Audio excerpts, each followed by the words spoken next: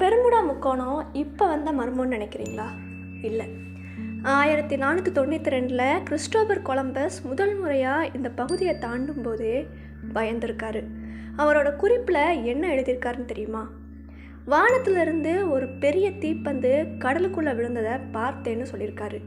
அந்த இடத்துல அவரோட காம்பஸ் கூட சுத்தமாக வேலை செய்யலையாம். 20ஆம் நூற்றாண்டு டெக்னாலஜிக்கு முன்னாடியே ஒரு மாலுமியை நடுங்க வச்ச இடம்தான் இந்த பெர்முடா முக்கோணம். இது வெறும் விபத்து இல்லை, இங்கே ஏதோ ஒரு விசித்திரமான சக்தி இருக்குதுன்னு அப்போவே உலகம் பேச ஆரம்பிச்சிருச்சு. 500 வருஷமாக தொடர்ற இந்த மர்மத்தை யாராவது உடைக்க முடியுமா? இதை பற்றி நீங்கள் என்ன நினைக்கிறீங்க? உங்களோட பதிலை கமெண்ட்டில் சொல்லுங்கள். இதை பற்றின ஃபுல் வீடியோ தெரிஞ்சுக்க லிங்க் கீழே இருக்குது, கிளிக் பண்ணி ஃபுல்லாக பாருங்கள்.